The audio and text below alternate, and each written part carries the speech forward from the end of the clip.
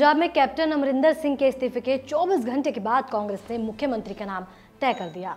चरणजीत सिंह चन्नी पंजाब के नए मुख्यमंत्री बन गए और सियासी गलियारों में नवजोत सिंह सिद्धू और सुखजिंदर रंधावा जैसे नामों की चर्चा चल रही थी, लेकिन भारी उलटफेर के बाद चरणजीत सिंह चन्नी के नाम पर मोहर लग गई। चन्नी पंजाब के पहले दलित मुख्यमंत्री होंगे। वहीं कांग्रेस ने भले ही चरणजीत सिंह चन्नी को सीएम की कुर्सी सौंप दी हो, लेकिन यह सफर उनके लिए आसान नहीं होने वाला।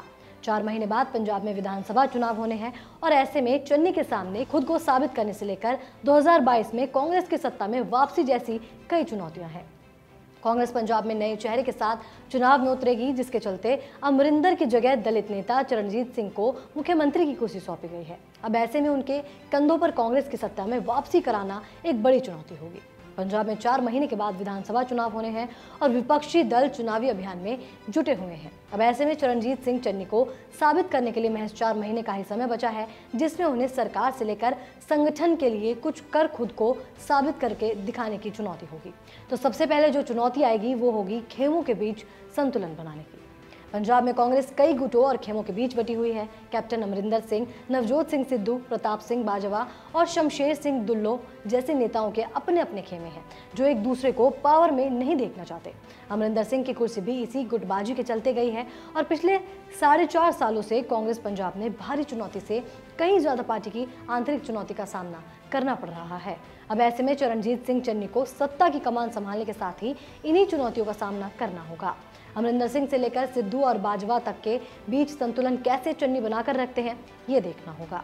वहीं दूसरी चुनौती होगी जाट सिख के विश्वास को बनाए रखने की। पंजाब की सियासत अभी तक जाट सिख के इर्द गिर्द सिमटी रही और उन्हीं का मुख्यमंत्री बनता रहा। पंजाब में पहली बार कोई दलित सिख मुख्यमंत्री बनने जा रहा है, जिसके बाद चरणजीत सिंह चन्नी को सीएम बनाकर कांग्रेस भले इसे मास्टर स्ट्रोक बता रही हो, लेकिन ये जाट सिख नेताओं के गले से नहीं उतर रहा। सुखजिंदर सिंह रंधावा ने कहा कि पंजाब में जट सिख को ही मुख्यमंत्री के रूप में आगे किया जाना चाहिए, क्योंकि पंजाब से एक बहुल राज्य है और अगर ऐसा नहीं किया जाता है तो चुनाव में सिखों के वोट नहीं मिलेंगे। वहीं कांग्रेस ने पंजाब के 32% दलित वोटों का साधने के लिए चरणजीत सिंह चन्नी को सत्ता सौंप दी है, लेकिन जाट सिख को कैसे साध कर रखेगी, ये बड़ी चुनौती होगी। हालांकि कांग्रेस ने पंजाब में संगठन की कमान जाट सिख नवजोत सिंह सिद्धू को जरूर सौंप रखी है। अब ऐसे में चरणजीत सिंह चन्नी के सामने जाट सिख के विश्वास जीतने की भी चुनौती होगी, जिसमें उन्हें सिद्धू, कैप्टन और बाजवा जैसे नेताओं के मदद की भी दरकार होगी। तीसरी चुनौती होगी एंटी इनकम्बेंसी से निपटने की। कैप्टन अमरिंदर सिंह की मुख्यमंत्री पद की कुर्सी इसी बात पर गई थी कि पंजाब में उनके खिलाफ जबरदस्त एंटी इनकम्बेंसी का माहौल था। पार्टी में कई नेताओं को लगता है कि अगर कैप्टन की अगुवाई में चुनाव हुआ तो उनका जीतना मुश्किल है। अब ऐसे में कैप्टन को कुर्सी से हटाकर उनकी जगह नए चेहरे को लाती है तो पार्टी के खिलाफ एंटी इनकम्बेंसी को भी काफी हद तक उनके साथ खत्म हो जाएगी। ऐसे में आने वाले 4 महीनों के अंदर अगर चुनाव हुए तो पार्टी के लिए जीत का रास्ता साफ हो सकता है। कांग्रेस ने इसी फॉर्मूले को अमली जामा पहनाने के लिए कैप्टन की जगह चरणजीत सिंह चन्नी को सत्ता की कमान सौंपी है, लेकिन देखना यह होगा कि सत्ता विरोधी लहर से वो कैसे निपटते हैं। चौथी चुनौती होगी क्षेत्रीय संतुलन साधने की। पंजाब की सियासत में बने रहने के लिए सिख और हिंदू समुदायों के बीच संतुलन बनाने के साथ क्षेत्रीय बैलेंस बनाए रखना भी एक कड़ा चैलेंज है।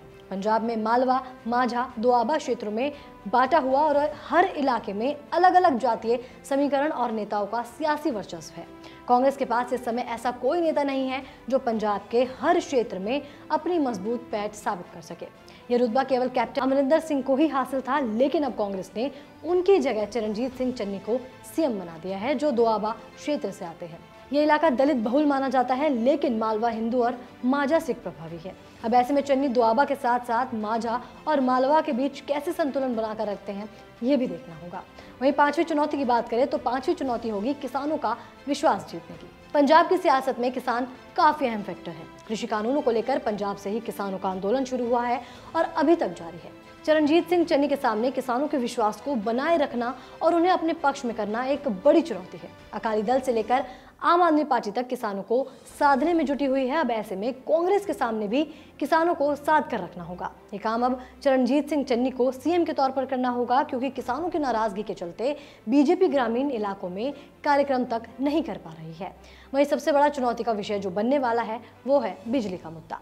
पंजाब में नंबर 2 से नंबर 1 बनने के लिए आम आदमी पार्टी तमाम बड़े बड़े वादे कर रही है, जिसमें 300 यूनिट बिजली मुफ्त देने का भी वादा किया गया है। पंजाब में बिजली एक बड़ा मुद्दा बना हुआ है।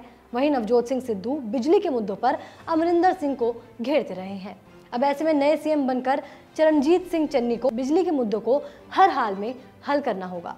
ये देखना होगा कि बिजली समस्या से कैसे निजात दिलाते हैं और आम आदमी के फ्री बिजली देने के वादे की काट कैसे करते हैं। तो ऐसी कई सारी चुनौतियां चरणजीत सिंह चन्नी के सामने आती रहेंगी, लेकिन वो कब तक इनका डटकर सामना करते हैं, ये देखने वाली बात होगी।